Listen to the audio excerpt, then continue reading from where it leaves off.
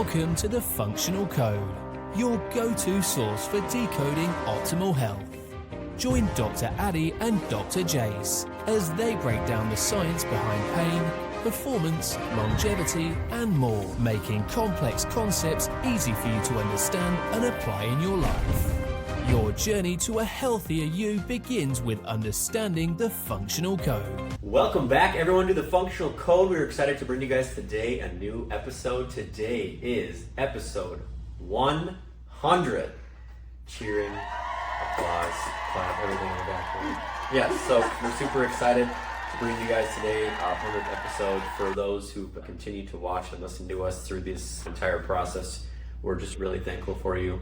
This obviously would be nothing without each and every one of you listening, sharing, promoting. So again, just from both Dr. Jace and I, we're super thankful and grateful for each and every one of you. With that, we have covered everything from chiropractic to tissue regeneration to microplastics, sleep, recovery, cold plunging, saunas, strength and conditioning, supplements. We've really tried to attack every area of health that you guys, I'm sure, have had questions on, at least at one point in your life. Today is really just a recap of the 100 episodes that we have done so far. Hopefully give you guys a great guide on just a lot of the things that we've talked about, gems, really things that you guys can use as far as tools go. And with that, I'm excited to get started. As always, I'm Dr. Addy. And I'm Dr. Jace. Yeah, this is going to be fun. And a lot of appreciation to everyone that's been following us. Even if you look back on some of our previous episodes, maybe that didn't have as many views, either or. It's all great content. It is, yeah. So yeah, like Doc said, today we're going to give you some fun, a game that we have in terms of a snake draft. We have anything from a reset, a 2-week reset, to even what's known as the daily 30. So stay tuned as we dive into a lot of the basics that we feel like are important, but that everyone can benefit from. Absolutely. Moving forward. So as we jump in, a lot of this, the whole functional code is mainly brought about in terms of movement, breathing, recovery, the environment, and your mindset. So Doc, the 99 episodes prior to, what are some of the episodes or topics that you've learned more or most from? Yeah, I would say, before I give you my favorite, let's say top 2 or 3 episodes, the thing that I always come back to after doing hundreds of these 100 episodes is, what is the most important things we need to be doing day to day for our body? And then what are the things that are fun to talk about, but maybe only give you that small 5% edge, but feels like it's giving you so much more. Love that. And that's really where I want to preface today, where we're probably going to talk a lot about the major stuff and the minor stuff. And a lot of people get focused on the minor stuff because they can buy that, and the stuff that they can't purchase, and it actually takes a lot of hard work and consistency to do, that's not as easy to perform, in my opinion. So true. For me, and I'm sure the next 100 we do, it's going to be this is going to be the same answer. It's going to be making sure that you're sleeping 8 hours a day and it's consistent.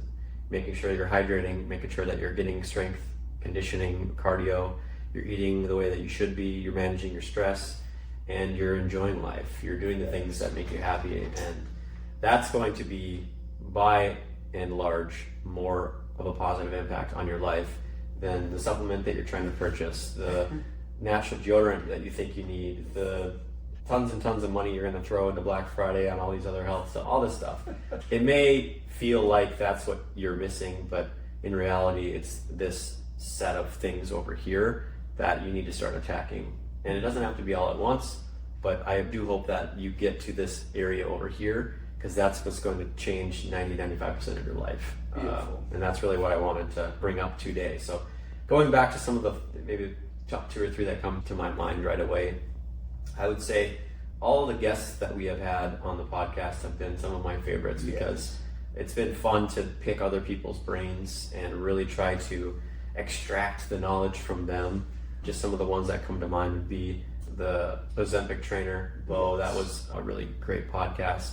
He does such a great job of making it sound very simple for those who maybe don't understand training and conditioning. But I could name even having Rob on, such an incredible wealth of knowledge when it comes to training and programming. We had Dr. Allen Dr. Allen on, the naturopath over in Tempe, brought such a amazing wealth of knowledge when it comes to managing conditions metabolically and naturally. We've had, it's probably not out yet, but we did do an interview with a world's parasite expert, Dr. Amir, and he was again brought so much knowledge that I didn't understand, and it changed my perspective of how to go about certain things when it comes to that. So for me, I would say the guest series was always really exciting, but no matter what, my favorite thing is always to talk about are the consumables. I maybe can't say what they are, I don't want to get censored, at least not this podcast, but the consumables, all the things that, you know, I'm investing my time in on the side, those are going to be the things that I just enjoy talking about passionately, and we've done a few episodes on them now. And yeah, I would say we've had quite the broad range of topics spoken on this podcast, and every time we've done one, I've always left with new knowledge with what we've dived into, and it's been awesome. How about yourself, Doc? What are some of the few ones that you can remember, or at least that you took something from? Yeah, I think a lot of the ones that every guest that we've had on, I learned so much from, different insight, different perspective, even from learning from those consumables, if you will, even learning from you and implementing some of that knowledge into clinic practice. We've seen really good results. Now, a lot of you guys may not realize, but we do a decent amount of prep work for each and every episode. So even just the prep work for the episodes that we don't have guests on, I feel like I learned just as much in terms of the background knowledge that we may or may not talk about in an episode, but I think that holds. The discovery, right? Oh, 100%, yes. Yeah, I get it. But I think outside that, the ones that stick in the back of my mind that are terrorizing my subconscious at times would be the plastics, the parasites, just the stuff that it's hard to control. For sure. Every day in everyone's life, like you want to do the best, but control the controllables. Yeah, for sure. And if you can't control certain things, it's like you're almost at the hand and the mercy of the world environment you surround yourself in. Totally. I enjoyed those, kind of. I enjoyed them, but they left us thinking. Oh, 100%. Yeah. Let's go into what's known as the Daily 30. Now, these are going back to some of the tools, applications, main topics that we've talked about in previous to give you context. If you need more in-depth details, information, there's other past podcasts you guys can go back to, but we're going to bring out some of the gems so we can start that process thereof. Now, the Daily 30, the purpose is to make sure that we are moving and applying some of these tools within a 30-minute time frame, or mixing in 30 minutes throughout your day. That can be very easy, but also have a huge weight on helping you and your foundation moving forward. Yes. From there. There's different levels, and this is where we have a little ChatGPT help us out in terms of creating these levels. But the first one, a lot of it is starting at the body, the breath, light, motion, some strength training involved with that. So the first one would be joint activation, cars, controlled articular rotations, workspaces, moving each joint through the fullest range of motion you possibly can. And honestly, that is one of the best ways and areas of maintenance that you can have for your body long term, especially for overcoming arthritis, for most arthritis, I should say. Making sure that your movement is not stagnated, so you can have better functioning body. But that doesn't take into consideration your brain.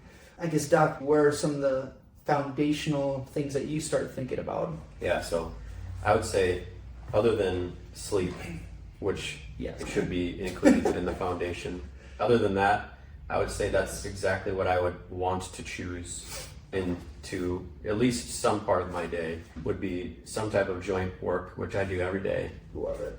Breathing exercises, light motion, that's going to be crucial. End range strength, where we're really just trying to get more load at elongated portions of our body so that we can start to train. And this is probably more for beginners, but this is still helpful for resets and just trying to come off of bigger lifts, just because that is a way that we can start to train differently, especially under the joints, which a lot of people miss. Love that. Making sure that you're including joint focused work, not only joint mobility, but also joint strength. I think that's going to be huge and better longevity wise than just training tissues only. And yeah, for me, it's going to be pretty much everything on this list other than maybe hydration and sleep, where if you're doing those every day, as far as from like a body maintenance standpoint, that's going to be so helpful for those who are sitting every day or aren't training regularly and they just need to figure out some way to feel better. That's going to go so much farther than including a supplement every day or something like that. I love that. Yeah. And let's attack all systems of the body. Like, I think mindset is going to be another aspect. Clear your mind, get into nature, experience in the outdoors, breaking apart your typical routines, trying something new, enjoying company and creating friendship is also so important. That encompasses like a lot of like the psychological aspects of full body well-being. But then we also add in, I think, blood flow as well. So like cardio work, sauna, cryotherapy sessions as well will also be incredibly important. Yeah. And again, going back to your point at the beginning of what are the main things of the non-negotiables, and then what are the things that can make you like 10, 20% better, but may cost an arm and a leg. Yes. Going back and forth between those, I think, is going to be important, but those foundational keys, like you said, water, sleep, mental resets, all that stuff. Low entry cost, huge gains. Yes. That's really what I want to keep it simple for people. Love that. Because if you're arguing that things are too expensive, trust me, if you've listened to anything on our podcast, we have been promoting the cheapest and most effective options for you, along with obviously the more expensive stuff we're always going to talk about too. But by and large, our foundation is going to come with the stuff that we should just be doing every day, low entry, cheap, and it's going to be way more beneficial in the long run. Yeah. If you think about it, what did your ancestors do and how did they live their healthiest life? If you can start your mindset from there, it takes away technology and all that. They had to move a lot because they didn't have shelter always, so they whole foods, they foraged, they probably hunted. Community. They had to be a big community. Mm-hmm. Community raised each other. Yes. We don't even have that anymore. They, again, are probably more transient. They were moving a lot. They probably experimented with different types of expressionisms, dances around fires, and they were probably trying to express themselves. They didn't have digital, they didn't have other things to be creative, express themselves. So they probably made up games. A lot of kids were playing with each other outside, doing different things. They were making clothes. They were hunting, and then they, for periods of time, didn't have maybe food, so go into fasted states. Yep.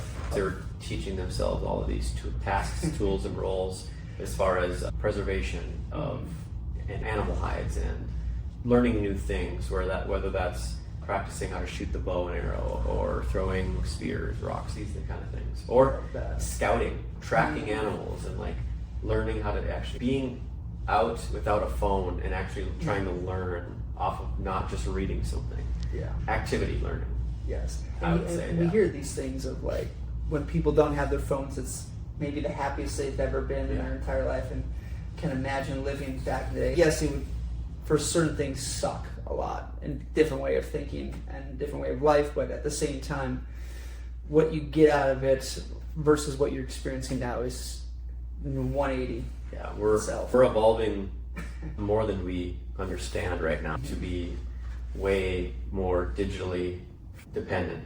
Yes. And it's starting to affect our brain. It's starting to change the way that we interact, communicate, exist, think, and sooner than later, we're going to start to see huge changes in our memory. We're just not going to remember as much as we used to because we know that it's just going to be easily accessible on the internet.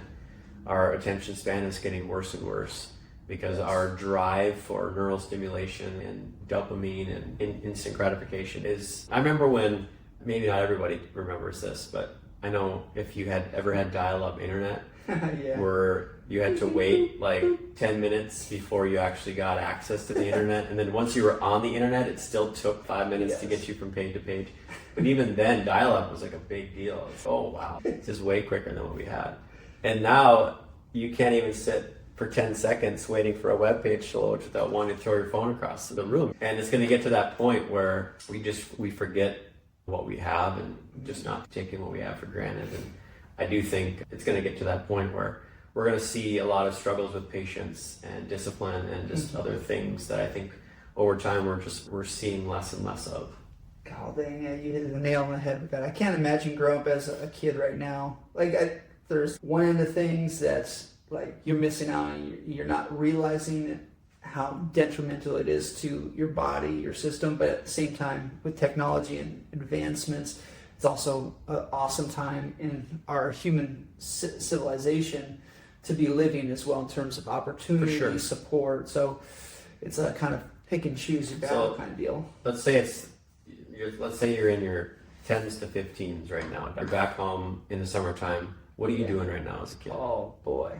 Like back in the day or back right in the day. now? Right, back in the day, when we were younger. Sandlot days. You're going outside, right? Oh, all day long. Like all day long. Neighborhood friends. Yep. We go to a baseball, like our old elementary school. We always played like baseball. We had an outdoor hockey rink there. So all times of the year, it was all same buddies that we grew up with.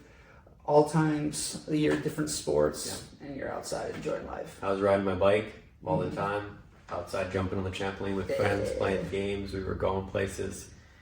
I was not on an iPad. Definitely not. I was not on a phone. And I'm curious if kids are getting as much gratification as we did when we were. Good point. Are they happy?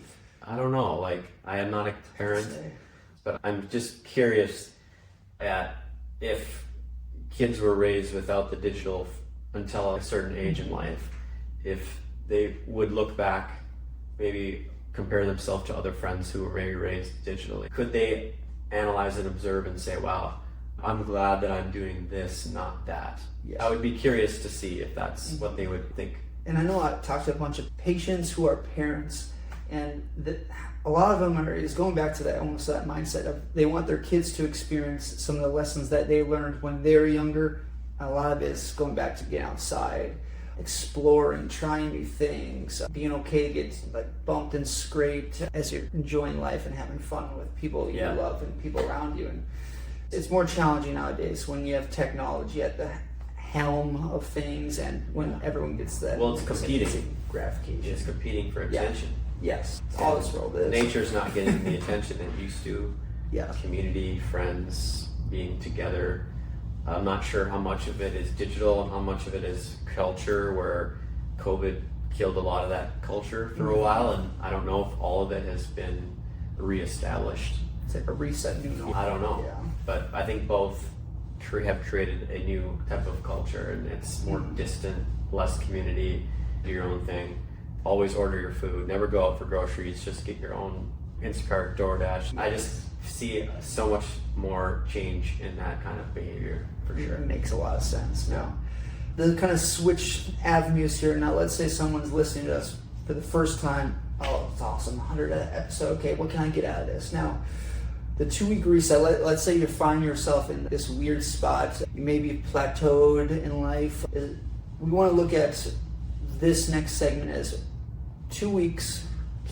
How can you make this change to your system?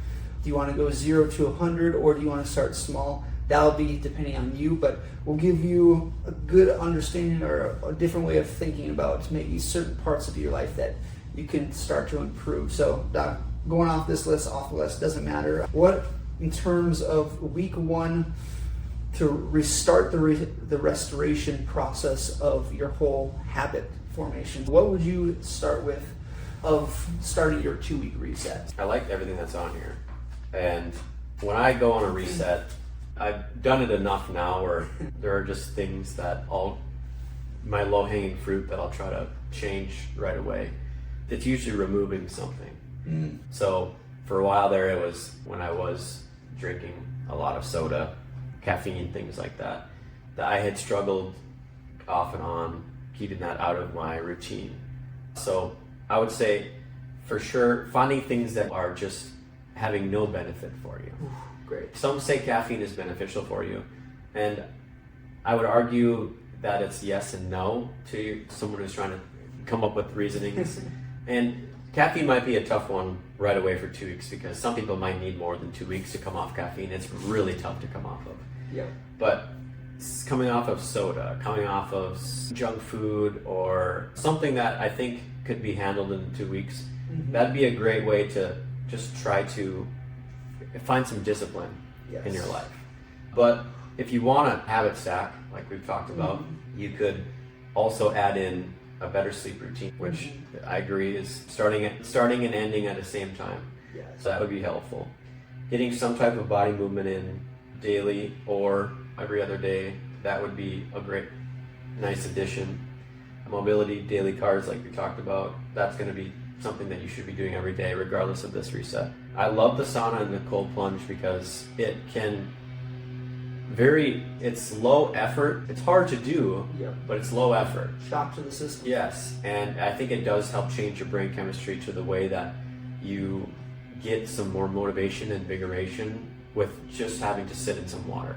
Yes, it's not easy to do, but it's cold water.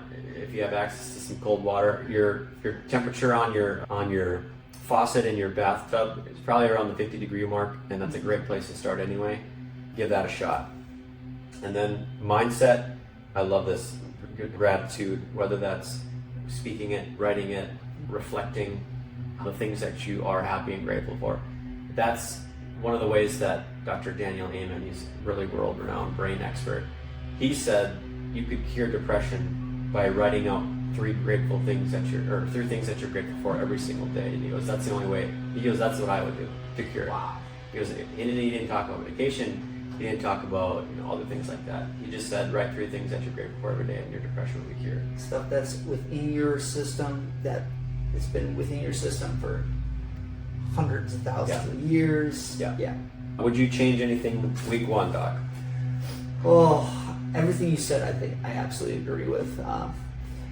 And if you guys want another tool, and we brought this up many times in terms of habits and habit formation, if it's harder for you to either start something new, attach whatever that small thing is to a habit you already have, like brushing your teeth every day, and what's something you can do immediately right afterwards. So with anything that we talk about, linking a habit you already have to something that you want to have within a small time frame right thereafter works incredibly well. But I would start with sleep and the consistency going into bed and then waking up, especially weekends. That's going to be your biggest issue. Most people, I would say. Because then it regulates your circadian rhythm, which thus regulates all the other systems and cells throughout your body. So it makes more sense to start where you have the most recovery, where you have the most bang for your buck in terms of energy output and fatigue aspects, and then everything else when you're awake, like you said, the movement, I love the heat cold and shock to the system, mindset, and everything else flows from there. So starting with this, I won't say small things, but the tools or the things that you may not emphasize as much, those have more of a weight than you think. And then I would say transitioning into a week 2, to push your system a little bit more, and that's where the training comes into place. Getting the heart rate up, whether it's going for a walk, getting outside more, either pushing yourself in terms of learning different intensities or contracting the whole body, all the muscles in your system at different varying levels, so you can start understanding, okay, maybe I can push myself in certain areas or maybe not. Because I think with some of this, you want to get that foundation right, and then you want to make sure you're pushing yourself, so when it's almost like a charge to the system, to where you can get that engine going at a higher rate, moving to week 3, 4, 5, etc. And exactly what I was going to add is this is a great way to then change just a little bit more each week. Yes. And now you're chaining on the success of this reset, and now you're trying to build an actual habit. And don't stop at 2 weeks. Continue to push yourself. Yes. And what you'll realize is it's a lot easier than you think when you just start very simply without having to think about getting to the gym 6 days a week to get started, eating, sleeping, all the it's really difficult to do all that at once. So start with simple, easy to achieve goals, and then kind of branch off from there. Yeah, and honestly, you haven't even brought this up, or I haven't told you about this yet, but in terms of you want to create that change long term, and it's maybe hard when you look at terms of numbers like week 1, 2, 3. How can you add that up to 52 to create a year, and then how can you move forward from year to year? So you started the process, but you're continuing it, and then that then changes your identity. But I had a breathwork / meditation session on Sunday, and it was incredible. As I was going into like the whole session, image or something got brought up in my mind, and it was so vivid and clear. But it's the similar process, and I'll share the analogy / metaphor of, imagine you're hiking up Mount Everest, and like when you're starting something, it feels like you're going up Mount Everest. Yeah. So what do you need to get from there to the top? Now, Mount Everest for some people, if you can think about it as a never-ending cycle in life, or a mountain that you can never see the top of, or your life, year by year. When you first start, you have to have a base camp, if you will. So you have to learn these tools, you have to learn these skills, or going back to the week 1, 2 reset, like sleep, movement, all the stuff we just talked about. Learning that, once you have that knowledge, okay, so can we start the trek up? Now, every step or trek that you move up in the whole journey, if we will, every workout, every stressful challenge you come up against, you're hiking up that mountain. Now, there's going to be a point where at the end of the day, you're going to have to stop, you're going to have to camp, you're going to have to build camp, create a new foundation, and that's where the recovery comes into play. Sauna, heat, sleep, non-sleep, deep rest. How can you build that foundation and that recovery to then hike up more? Every workout, every session, create a new base camp. So you're slowly moving and you're slowly hiking up this mountain that you can never see the top, but you're enjoying the process thereof. Yes. Maybe every time you are settling in like to a new foundation, adding in friends, family, bringing people with you all at the same time, and then hike up even more. Maybe bring someone with you to work out. Maybe bring someone with you to something novel, new experience. And it's that mindset and shift of, it's the never-ending journey that you want. That's, if you enjoy the process thereof, that is pretty much the key to life from there. And I think once you start feeling better about yourself, about your habits, and I've noticed this a lot where I do start getting into a flow state. I have this almost instinct to share the light, I call it. Yeah. Or like, it's almost as if my cup is so full, it's now pouring over, but I don't want to lose what I have in that cup, so I want to share it and give it to someone. And I've noticed that I've gotten into those rhythms, into that flow state, and all I want to do is share that light with someone. And I do feel like that's the community aspect of things that we just have ingrained to us. Yes. Wanting to help others, wanting to be with others, wanting to share what we have with others. And I do think that what you just said is going to make a huge difference in people's lives who maybe feel like they don't have that. And I think they may feel lost, or they feel like they don't have, that something in them is missing. Yes. And it could be an individual right now who's just working really hard and they're just trying to build a great life for themselves, but have maybe walled themselves off from others because they just find that working by themselves is easier, and they're just trying to get to a certain part of their life where they feel like, okay, at this point, then is maybe when I'm going to try make more friends, see more people, relationships, those kind of things. But you're just going to find that it always takes longer than you think to get to where you want, and by the time you got there, it was probably too late, and you've now missed out on a huge opportunity of being with other people and being around other people. And that's probably what you've needed this whole time. It wasn't to work harder. Yes. And I know I've learned that firsthand. Yeah, in this life. I can relate with that so much. Yeah. Like, you can do all this stuff yourself, but you can do more with people around you that believe in you. Yeah. And at the end of the day, it's not going to be as important as much as money you've made and things you've acquired and all these other things. Trust me, at the end of your life, you just want people around you. Yes. And I'm not 90 years old, but I've spoken with enough older people. I've listened to how they've communicated at the end of their life and seen interviews. All of them say they wish they worked less and spent more time with people. It's fascinating. I was going through this last night and I was like, oh, this is going to be such a fun game. Okay, so for the listener, and this honestly will go back into what you can also do in 30 minutes for most of these. So we have a bunch of lists, and there's way more on this list that we'll have up, but the main part of this is where are certain things that you're building your team, you're building your habit. You can pick and choose where are certain things that you can improve on, what things that you like that you can maybe double down on. And me and Doc only get 5.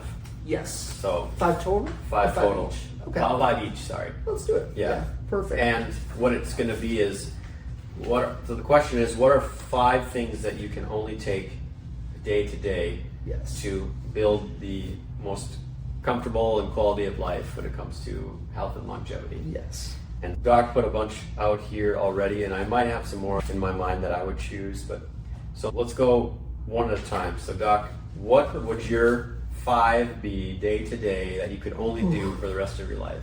But for those that are listening that are not looking at the screen, I'll run off really quickly the list of 28 that it has here based on a lot of the stuff we talked about previously. Would be morning light exposure, nasal breathing drills, daily cars / workspaces, end range isometrics, zone 2 cardio, sprinting, sleep optimization or a sleep stack, thermo heat sauna, cryotherapy, NSDR or non-sleep deep rest reset, neck isometrics, suitcase carries, gratitude journaling, strength training 2 times a week, mobility audit, sunlight walk, especially post-lunch, stress journal, CO2 breathing holds, hip capsule work, anti-rotational holds, contrast therapy between heat and ice, footwork drills, jaw protocols, evening light reduction, morning hydration protocol, 10-minute sport warm-up, daily reflection, and then there's also a 2-week reset routine. So out of all of those, and like Doc said, there's probably a lot more that we can come up with, but I guess I'll start with my first one. I know we brought this up, but I'm going to switch this up a little bit, would be the sleep protocol and optimizing sleep. So going to bed on a consistent basis to reset all the systems throughout your whole system, thus also helping fatigue for most people. So Yes. sleep stack would be 1 on my draft list. And I'm the same, Nice. to be honest. Okay. And notice how that's the first thing that we chose. Sleep. I just want others to really understand where our hierarchy of order when it comes to improving your body comes at. And it wasn't even a question Yeah. between you and I. Awesome. So number 2, Doc, where would you go next? Ooh. I then start thinking body. Now, I'll take a slightly different approach than what you think, because I know we've talked about cars mobility, but I'm not going to go that way. I'm going to go the way of learning the nervous system, and it would be like intensities or learning isometrics. So contracting all the muscles throughout the body and learning, can I contract at 100% versus 75 versus 50%? And the more energy and intensities you can muster up yourself in the nervous system can help connect brain to body at an accelerated rate. So going back to body and nervous system as a function. I love it. I would say next I would choose would be strength training. Ooh, okay. It says twice a week on here. I'd probably do 3 to 4 times a week, but Beautiful. I gotta have it. Beautiful. Yeah. Oh, I love that. All right, so Doc, for your next one, 3, what would you say? I would go contrast therapy, Okay. heat and then ice, whether that's cold plunging with sauna or cold plunging with hot tub, or even just mixing in different cold and hot on myself. I was in California over the weekend, and it's like around that I think it was like 50s Sounds at great. night, and I loved the family that I was staying with. They don't turn their heat on at night, and they just let it. And I used to do this when I was in Minnesota, which is a totally different beast of itself. But probably got into the low 60s as far as the house temperature, and slept so amazingly. And so in the wintertime in Minnesota, I would do the same thing, but the temperature outside would be like -20. And so I would turn my heat off at night, and I'd wake up and the temperature in my house would be like 52. And it would be so cold. But I slept so amazing. I felt so good. I'd wake up, get a shower, and it's just that contrast really helps to, I feel like, change both neurologically, chemistry-wise, and even joint-wise. I just feel like having that in, and we would do this all the time too. Outside in Minnesota, we would go in the hot tub, and then we would jump out and jump in the snow, and then we'd go back to the hot tub. And I'm telling you, man, when you get to push yourself to both extremes, but then come back to center, it's the conversation of HRB that we talked about. When it's push yourself to that edge, but then try to recenter and just keep pushing to those extremes, coming back to center. Because if you just stay in your little window and you don't actually allow yourself to feel and achieve that extreme, you're just missing a lot. So I love contrast therapy. I've done it even since I was younger, and I think it's a great way to just create such nervous system change, and I love it. Yeah, I think the next one I would add in, and God, I agree with all that. In the back of my mind, I really want to put in carbs, and I think that's a given. But to take a little different approach, I would say morning hydration is going to be up there on top 5 for me. You have to make sure, especially when your body is made up of mostly water and a bunch of other stuff, if I may, and you add in some like Himalayan sea salt or South Lake sea salt either to the tongue, and then plug a bunch of water in the morning, you're gonna be sitting damn good, or starting the process thereof quite well going into your day. So for sure, hydration, H2O, gotta love it. I would say the next I would choose would be gratitude journaling. I don't journal, but I do a lot of reflection. And every morning I wake up, I say the same 3 things. I say, I am the best at what I do, but I do not know everything. I'm a learner, and I believe a miracle happened today. Let's go. And then I start just explaining to myself the things that I need to get done, or at least try to achieve. And then really the only time that I really reflect and do a lot of gratitude training is when I'm not feeling really good about myself, or if there are instances that happen in my life.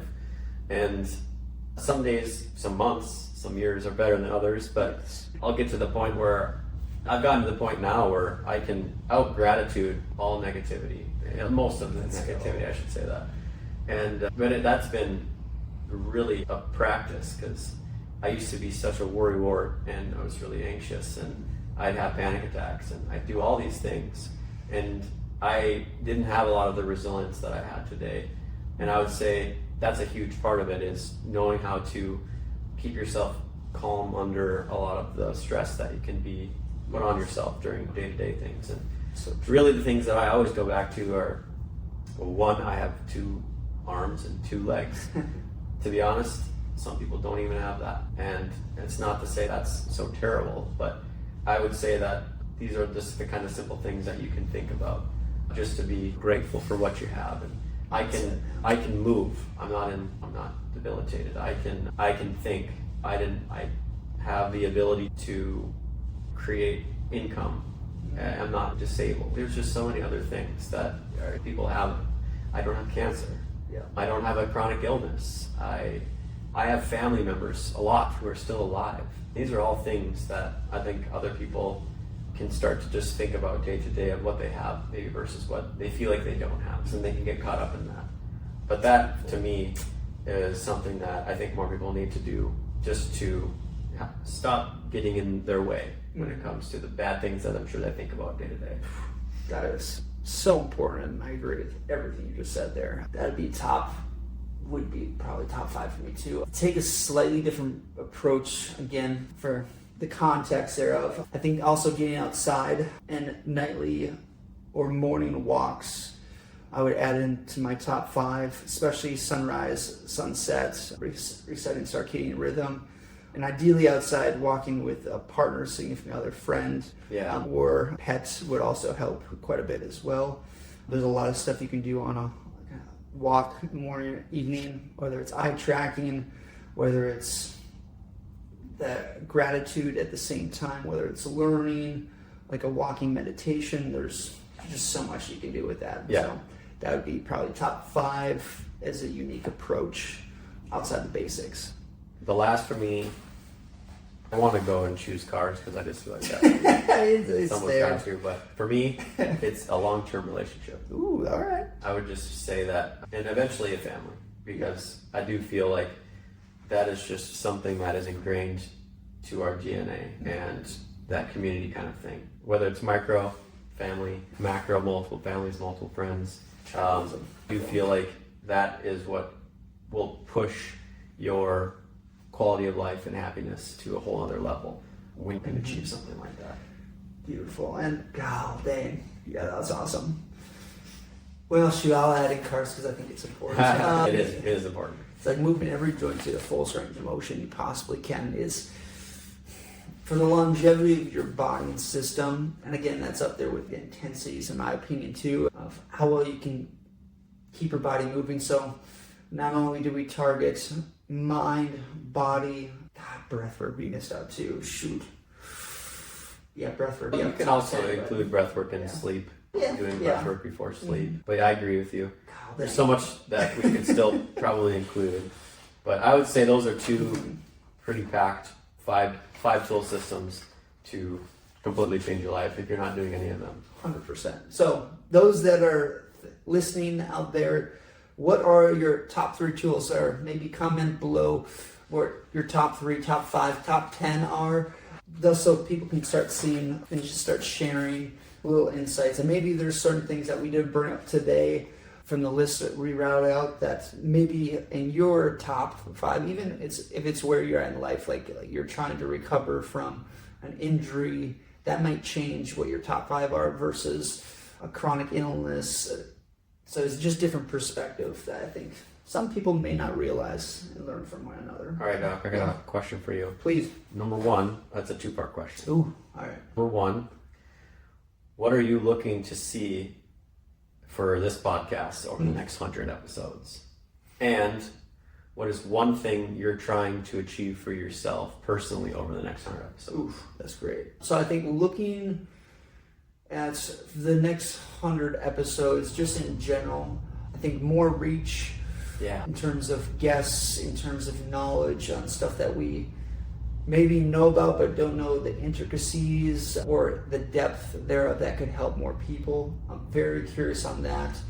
And some of that also going back through some of the previous topics that we touched on and going deeper, but then bringing together and coalescing a lot of the basics, because I think the more basics that we can keep talking about, those that are listening and watching our episodes there's a lot of newer people educating those, but those that have been listening to us ever since the beginning are going to probably hear us say the same thing over and over again, and just maybe a different way on how you say it. But a lot of this stuff is stuff I feel like we know but need to hear consistently before some people can make change. I agree.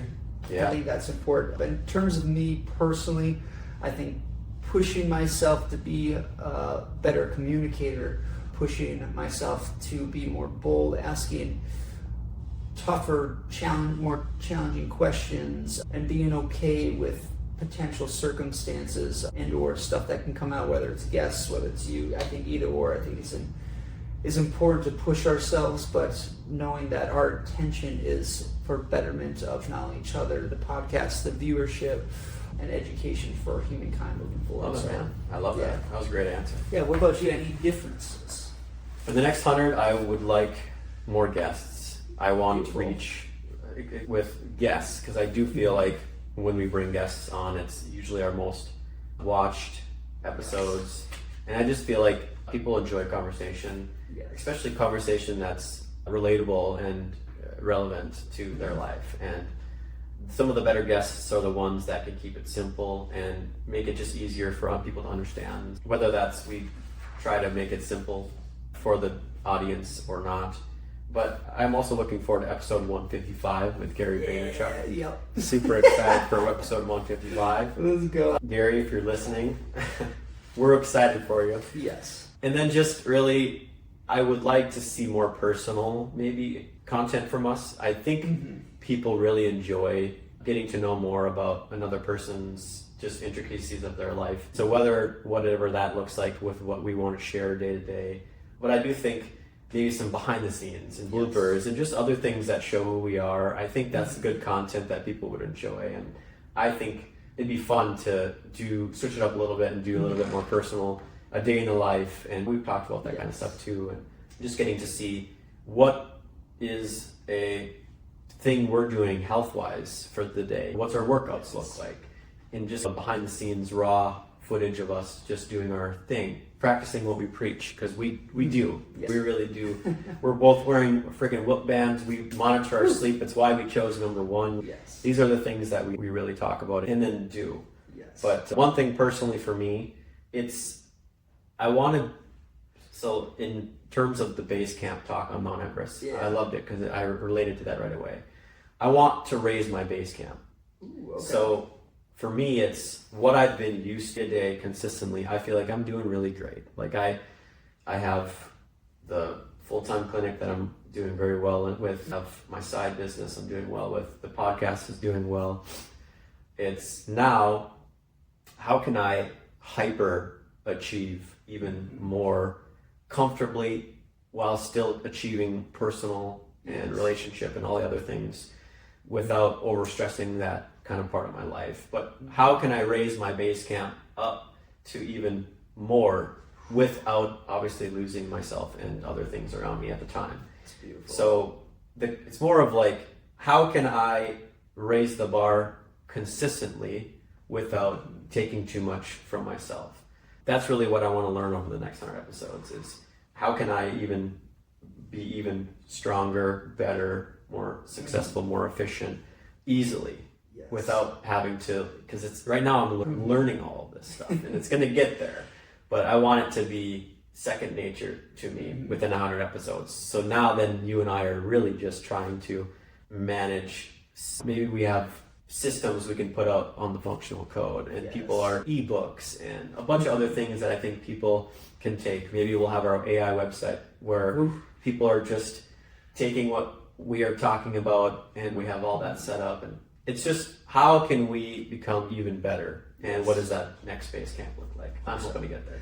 I feel the same way, especially some of the content that, like you said, that they can see it come to fruition of everything that we typically do and our gestures, our mannerisms. Like you said, we do what we preach most of the time, like we're all human, of course, but even adding into that, because as you were talking, doing different podcasts in different scenes or scenery settings, places, I think is also a cool, different change to the system, as well as doing a podcast while hiking or fishing, canoeing, or whether it's at a completely different place, at a different location in itself, and then also obviously guests too. Yeah, for sure. Yeah, so more to come, but if anyone else has any input, ideas, drop it down below. We're all ears. We'd love to hear what you guys expect from us in the next 100. What are you looking for us? Do you want things to download, to buy? I don't know. I don't know what you want. Yeah. What are you looking for in your life right now for guidelines, helping? What have you been searching on Google? What are the things that you're trying to learn more about to improve your life? That's what we want to have ready for you. We want these tools. We have them. Yes. The last 100 was chock full of thousands of tools. So how do we make it easier for you to get those tools? That's what we want to know. Yeah, and even with half that stuff, man, it's a lot of this, like, we're doing this for the purpose of giving back and helping others the best we possibly can. We're not in this to monetize. Yeah. We're not in this to we have not collected a single cent. Yeah. And if let's say down the road we get sponsorships and stuff like that, like, we're still going to want to give back to people, and our foundation is going to stay the same. And I would assume if that gets big enough, we can try to figure out, we're gonna want to choose what ads you watch. We're gonna want to choose our sponsors. We're not just going to take the first sponsor that comes to us. Our goal would be to have the sponsors that we've already talked about in the show. We'd love to have these companies that we've shared reach out and want to work with us, and maybe even have deals for the audience. We would love to have that available. So Love that. but yeah, there's more to come. Super excited for the next 100. Doc, is there anything else that you guys say to the no, that's audience? beautiful. Alrighty, guys. Thank you so much for watching. Again, we look forward to the next 100. And as always, guys, you guys have yourself a great day. Woo! Disclaimer: the content provided in this health podcast is for informational purposes only and is not intended as a substitute for professional medical advice, diagnosis, or treatment. Always seek the advice of your physician or other qualified health provider with any questions you may have regarding a medical condition. Never disregard professional medical advice or delay in seeking it because of something you have heard on this podcast. If you think you may have a medical emergency, call your doctor or 911 immediately. Reliance on any information provided in this podcast is solely at your own risk. The creators and hosts of this podcast are not responsible for any actions or decisions you may take based on the information presented. Thanks for joining us on The Functional Code. For more evidence-based health insights, subscribe, rate and review wherever you get your podcasts. Remember, your journey to a healthier you begins with understanding the Functional Code. Until next time, stay well, stay informed, and embrace the science of living well.